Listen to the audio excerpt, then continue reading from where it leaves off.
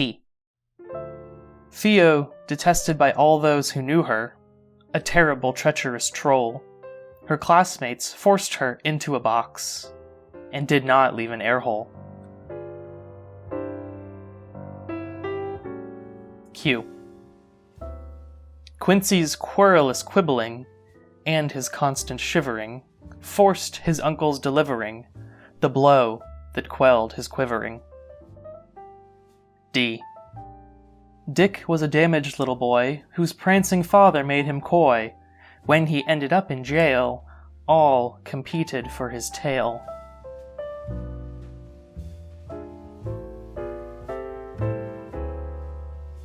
In late 2022, Dr. Jordan B. Peterson published a book no longer listed on the books section of his website. It's also not available on his online shop anymore. The book, a collection of poems written when he was a younger man doing clinical work, according to a now deleted promotional video, examines the, quote, nexus of beauty, tragedy, and humor. At the same time, though, Peterson characterizes the book as an attempt to, quote, blow off some steam or vent some of the stress that he was feeling as a result of his strenuous clinical work. The result is a series of lineated vignettes. I don't want to call them poems, at least not yet. There's 26 of them, each a single quatrain, one for each letter of the alphabet. The book, which is menacingly titled An ABC of Childhood Tragedy Volume 1, fails to live up to the implications of its title. Although the phrase an ABC would seem to imply a broad, if not comprehensive spectrum of tragedies, the book is invested solely in the of children. If the examples in the introduction weren't enough, here's two more.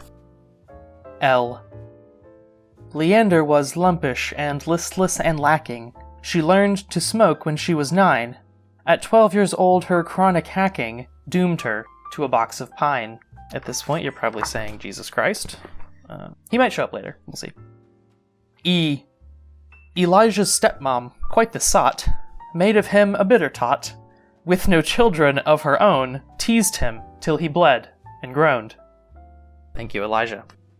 When the abuse isn't coming from characters within the diegesis of the poems, it's coming from the speaker himself, as in L. It only took me about 15 minutes to read the entire book, my first time around, and when I set it down, I honestly thought I had nothing to say about it. The poems are inert, rarely doing anything more than describing horrific events for no reason. Alright, we're gonna have to do one more. This is C, and I'm sorry. C. Cynthia constantly crabbed and cried, and then one day, just up and died. Her family all sympathized, but felt relieved so deep inside. This one attempts to follow an A rhyme scheme, but the third line doesn't quite get there. The meter on this one, though, is actually kind of working. The first line is made up of 2 dactyls and 1 amphibroch, which then transitions in the second line into iambic tetrameter, where the poem remains until the end. Let's take a quick aside, though, for meter. So in poetry, meter is the pattern of stressed and unstressed syllables that make up rhythm. You've come across meter if you've ever read the poetry of Shakespeare, Poe, or a bunch of other currently decomposing white guys. There are various combinations of stressed and unstressed syllables, each called feet. I know. An iamb, for example, is a type of foot made up of 1 unstressed and 1 stressed syllable, as in the word today. The emphasis is on day rather than to, so today, not today. In order to name a meter, you count the number of feet in a line. So if you have 4 iambs, that's iambic tetrameter. Lines 2 through 4 of the Peterson poem are in iambic tetrameter. I'll read it one more time with extra emphasis so you can really hear the tetrameter. And then, one day, just up and died. Her family all sympathized. It's not and then, one day, just up and died. You can hear the difference, how silly it sounds.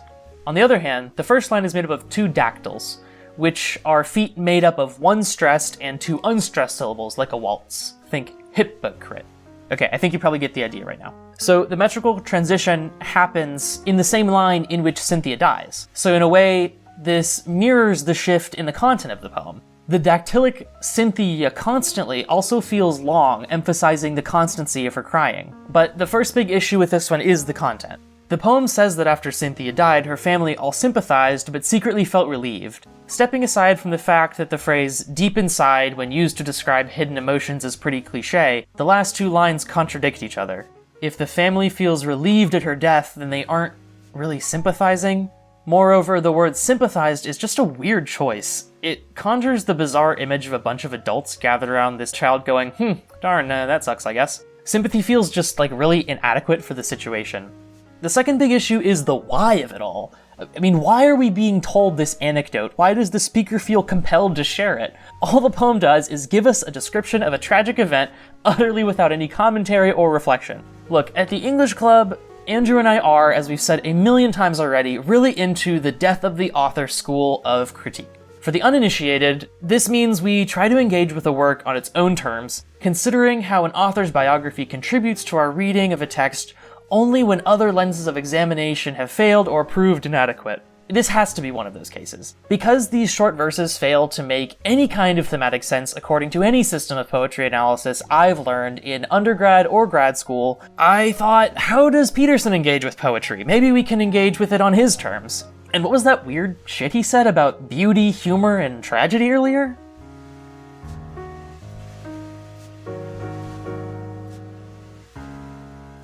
Although Jordan Peterson has moved right in recent years, he's not a grifter. He's at times shiftless, feckless, and benzoful, but he believes what he says. I really believe that. Anyone who's seen those videos where he breaks down crying in the middle of a conversation probably feels the same way I do. The man is earnest. Well, okay, not that earnest. We'll get to his poetry at some point, though. Even when that earnestness gets him to say some vigorously uninformed stuff. Let's start with his comparison between his work and the fairy tales of the brothers Grimm. This is a little aside that he says in his now deleted introductory video to the collection. In the Anglophone world, most people are familiar with the brothers for their children's stories, which are famously macabre. However, most people don't know that the brothers' goal was not to write quaint little moralizing verses, at least not initially. In fact, the brothers didn't even make up the stories they wrote down. Here's what you can find on the brothers Grimm with just a quick Wikipedia search. Quote, they established a methodology for collecting and recording folk stories that became the basis for folklore studies. The Grimms aided a revival of German popular folk culture with their folklore collection, built on the conviction that a national identity could be found in popular culture, and with the common folk, they collected and published their tales as a reflection of German cultural identity. In other words, the brothers were not writers in the traditional sense. They were more akin to proto-sociologists and nationalists. While the brothers did revise some of the tales in order to make them more reflective of the folkish, i.e. a romanticized version of the German pastoral ideal, values that they wanted to reflect, this is more propagandizing than it is honestly attempting to create art. In expanding on the brothers' goals, Wikipedia has this to say. In the later editions, Wilhelm polished the language to make it more enticing to a bourgeois audience, and added Christian elements. After 1819, he began writing original tales for children. Children were not initially considered the primary audience, and adding didactic elements to existing tales. If you're confused about the brothers' aims at this point, good. It means you've actually been following along. The Grimms were ostensibly researchers, but went into the field with their conclusions already in mind. They wanted to collect and propagate stories that reflected the ideals they thought would be suited to the country that was just then coalescing into Germany.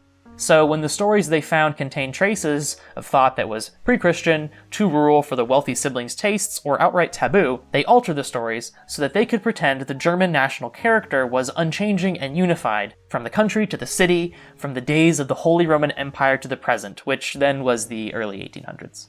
The brothers were storytellers mainly in the sense that they wanted to tell a story about the quote-unquote German people, a story that was told through the wholesome values expressed in the fairy tales, rather than in the original folktales themselves.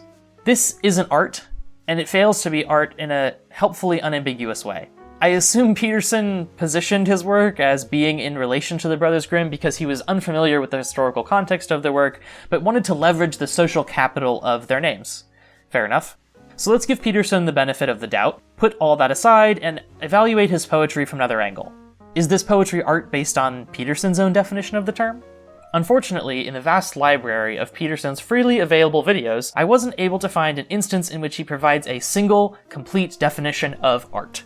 Being clear and concise is kind of the opposite of his MO, but that's fine. There are plenty of places where he talks about art, from which we can reverse engineer a reasonably good understanding of what art does in his estimation. And I think that's a better way of phrasing it personally. Not what art is, but what art does. In a conversation with Dave Rubin from 2018, Peterson says, Artists show you something as if it's new again, and goes on to explain how Van Gogh's irises prompts the viewer to look at real-world irises as if they were children again, with that same sense of wonder and fascination. This is an example he uses in several different interviews, so clearly it matters to him.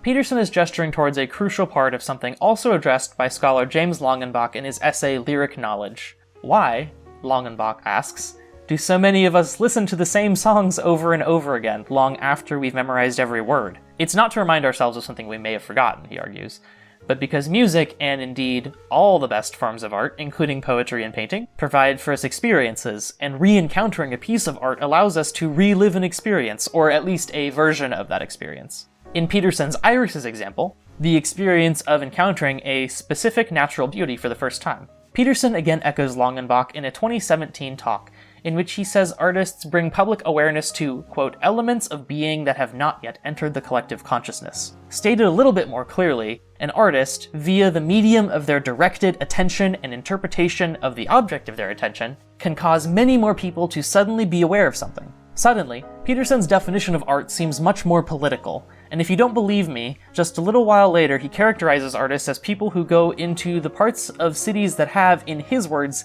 degenerated, and then, his words again, civilizes their chaos. If the racial undercurrents of that aren't clear to you, well, I don't know what else to say. Alright, so what do we have so far?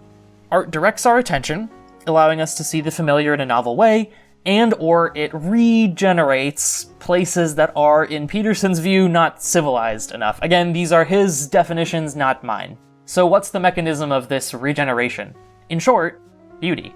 In the Petersonian worldview, quote, beauty is one pathway towards God, as he puts in a 2017 lecture. Now, he says that, but it seems that beauty is more than just a pathway for Peterson. In fact, in the same lecture, he goes on to say that beauty, particularly in architecture, ought to be everywhere we look, because otherwise there's no, quote, call to higher being. As an example, he goes to the classic neocon reference point, cathedrals. Peterson likens the cathedrals of medieval Europe to forests, where the light shines through the stained glass as it would through the canopy of leaves. Cathedrals are, to him, a, quote, perfect balance of light and structure, which is, quote, the proper nature of being, whatever that means. Cathedrals are shaped like crosses, he says, in order to represent that, quote, sacred tragedy of mankind, and are full of gold in order to become more like the city of God in the Bible, the New Jerusalem, which is described as being made of gold. Though he isn't directly saying it, Peterson is suggesting that beauty inhabits cathedrals, beauty is embodied by cathedrals, which are houses of God. So it's not so much of a stretch to say that in his philosophy, beauty is more than just a path to God, it seems to be roughly equivalent to him, or at least like a roommate. When I realized this, I made eye contact with the child staring in rapturous terror out of the cover of Peterson's poetry book. If beauty is God, then what must Peterson think of ugliness? Like C, G and B are poems that baffle the reader because they just present information without any discussion or unpacking of what that information is meant to mean. So if you were tired of hearing these things after C, I'm sorry, because here's two more. G. Granville's grasping grandmother gave her constant grief. She criticized poor Granville greatly and afforded no relief. G has an ABCB rhyme scheme, and its meter is really hampered by the awkward ending of the third line, greatly. Not only does greatly not rhyme with any of the other line endings, it's syntactically extremely awkward, modifying a verb that came at the beginning of the line. It's odd, the syntax here is almost German. If you translated the line into German, you wouldn't even have to move any of the words around. At first I thought, maybe this was meant to reinforce the collection's connection to the Brothers Grimm, but this isn't a pattern continued throughout the collection, so I'm going to write it off as an attempt to just keep the G alliteration constant. But if it makes you feel better to give this credit to the Brothers Grimm and Peterson for thinking of that, then go for it, I guess. The use of alliteration is consistent with the children's book aesthetic, but the device isn't being used to any deeper effect. So put a pin in this, we'll come back to it. There isn't much else to say about G itself, so I'm going to use this as a segue into a little analysis of the book's use of punctuation overall. Periods are consistently dropped throughout the collection. Here in G, there should be periods at the ends of lines 2 and 4, and after the first word of line 3, which should be capitalized because it begins a new sentence, but it isn't. This odd stylistic decision is even more noticeable in B, where lines 1 and 2 are both complete sentences, yet neither is punctuated at all. I think this choice actually reveals something about Peterson's lack of understanding of the tools of poetry. Some might argue that the punctuation is redundant anyway, as in B, where the line breaks are already creating pauses in the places punctuation would normally be. But Enjambment's job isn't to replace punctuation. Rather, to paraphrase poet Denis Levertov, Enjambment creates a kind of parallel grammar that mimics the ebb and flow of thought not present in normative English grammar. In so doing, Enjambment is able to generate surprise by ending lines on words that are impactful, or funny, or something else. Let's look at this another way. What words are enjambed on, and what do they tell us about the poem?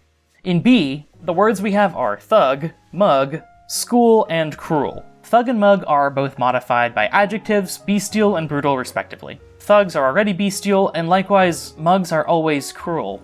By calling attention to the words thug and mug, we actually aren't getting any new information not already made evident by the non-enjambed words. Not only that, but these line breaks don't subvert or comment on the image system in play in the poem, nor are they especially punchy, surprising, or beautiful. In short, the loss of punctuation, a choice I increasingly presume was perpetrated to make the poems look more poemy, pushes Peterson to perform enjambment impertinently. With that out of the way, let's actually, read B. Bertram was a bestial thug. He had a very brutal mug. He made a break for boarding school, where he thrived on being cruel. This is a poem that, for me, raises questions about the character of our speaker more than some of the ones we've already talked about. In this poem, the child is actually the abuser. The speaker spends 2 lines emphasizing how ugly he is before describing how he went off to boarding school where he thrived as a bully. Again, the goal of poetry is not to merely report events. We already have biography and journalism for that. Poetry creates, to return to Langenbach, an emotional experience we relive each time we return to the poem. The act of reading causes you, the reader, to feel something, shaping, defining a moment of your life. So what does this poem gain from being in poem form? I mean, to be honest, nothing. It would be a boring short story even if it was written in prose. All we have here is a kid who's ugly, and goes to boarding school, and then he coasts.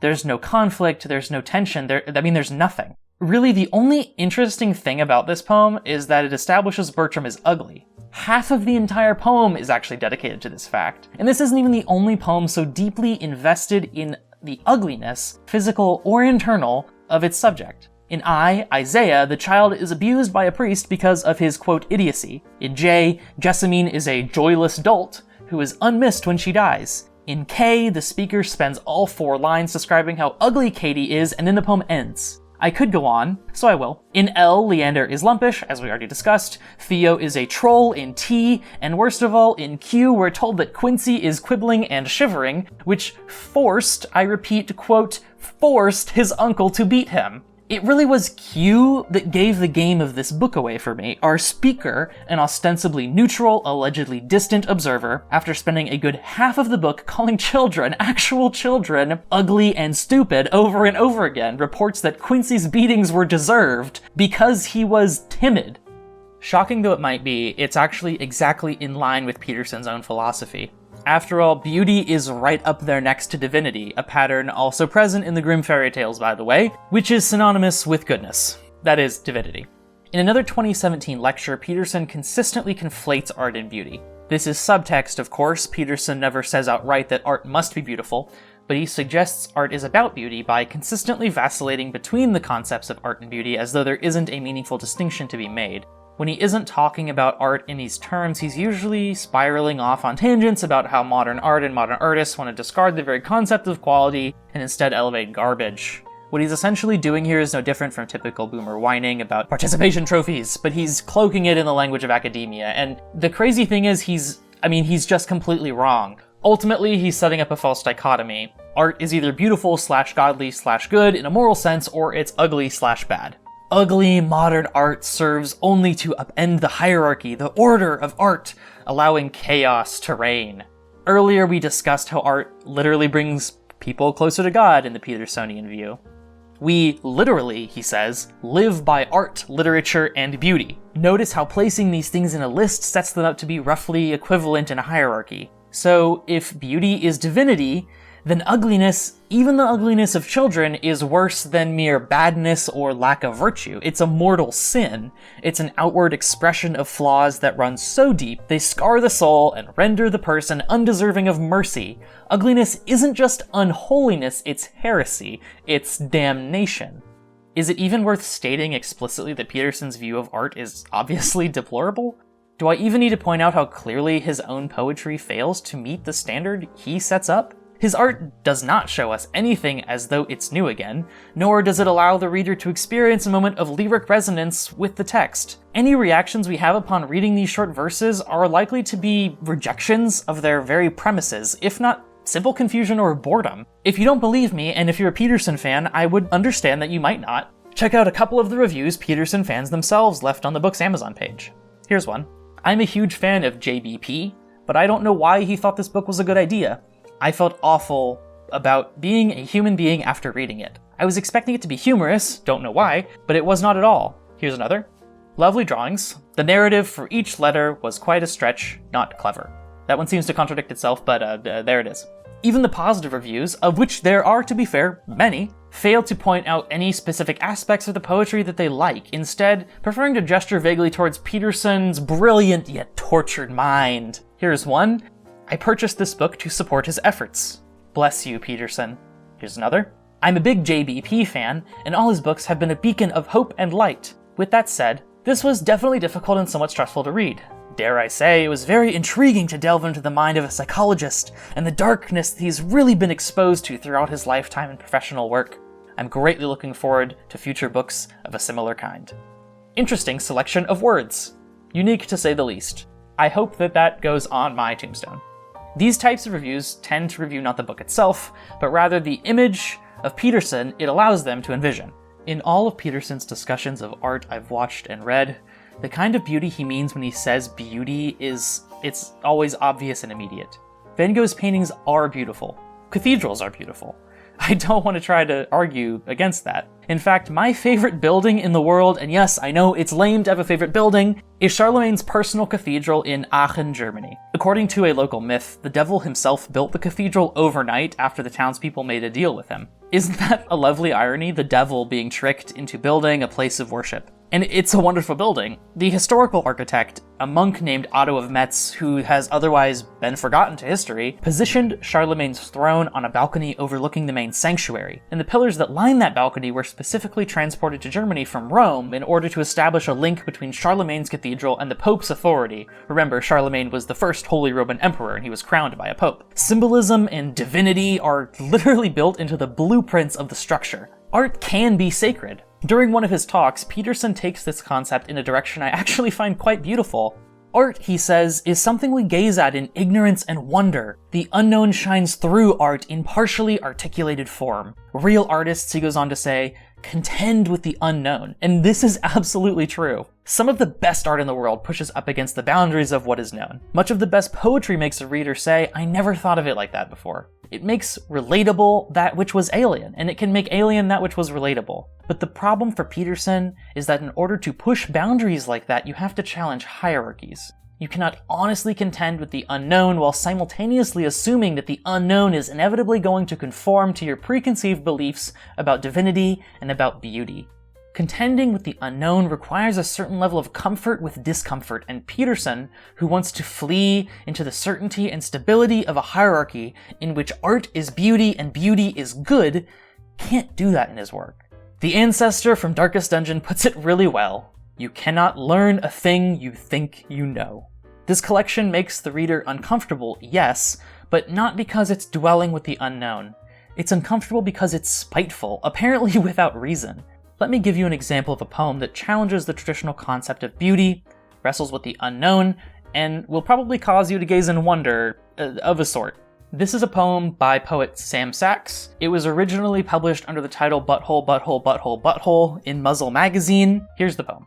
O putrid rose, O floral gift from some dead god I buried alive only to excavate and find still fresh. O myriad sweet sounds I make with it, trumpet, trombone, tornado, goblin, O mouth that gapes and swallows, O mouth that hungers for new tongue, O stomach that rests so far from the colon but still calls him cousin. O come, O old world magic, O small hungry prince, O great equalizer. How many octaves can you tuba? How many eloquent speeches come right from the gut? What countless phallic shapes have you named husband? What knuckle tucked into you? Sweet you who birthed iron when I took too many women's multivitamins, claiming there's no such thing as gender. Praise how you expand and shrink like a house's water pipes from winter into its heat. Praise how when you bleed you're always trying to tell me something. Praise you, tiny gymnast, beast, with a breathing halo gold band that weds my strange body to this strange, strange earth. This poem fits into a genre called poetry of the profane, which is poetry that discusses topics that would have been considered social taboo in more conservative eras, and honestly still today, depending where you live. Peterson's book is actually in the same genre, although he might not like that very much. As a genre, poetry of the profane also seeks beauty in places where it isn't immediately obvious and/or is disinterested in beauty altogether. One of this poem's key features is its ability to generate strangeness by describing something traditionally thought of as disgusting using the language of beauty. It's empathic in its approach to its subject matter. Rather than condescend to or dismiss the butthole, it locates wonder in all the things a single body part can do. The pleasure it can generate, the pain. In the end, the poem compares a butthole to a wedding ring that marries the speaker's body to the physical world. Who would have ever thought to describe an ass that way? And yet Sam Sachs did. Under the Petersonian model of art, this kind of work wouldn't be possible, wouldn't be morally permissible. The only rings that would be allowed to wed us to this earth would be our mouths, maybe, as we chastely kiss our arranged brides. We would be robbed of our right to see things from a new point of view and to express our unique perspectives. And why? Because buttholes are ugly. I mean, what a childish kind of reasoning. First off, if you're Jordan Peterson or one of his fans and you made it this far, thank you. If you like his work, then on some level you must value intellectual rigor and philosophical discussion. And I hope that that part of you feels nourished by today's conversation, even if you disagree with my conclusions. Ultimately, I don't want to condemn Peterson's poetry. I'll condemn his binary view of art, but not the art he himself has produced. There are enough seeds of ideas in this collection that with some training and feedback from experienced poets, I think this book could have become something. I doubt we'll ever see the implied part 2 of the collection, given the book's quiet erasure from Peterson's oeuvre, but if we do, I'll definitely be giving it a look. Thanks to all our returning club members for joining us for another meeting. If you have any book recommendations for the podcast or for video essays like these, email us at englishclubpodcast@gmail.com, reach out to the English Club Podcast on Twitter, Blue Sky, or Instagram, or drop a comment here on this video. Great working club today, everyone, and I'll see you around campus.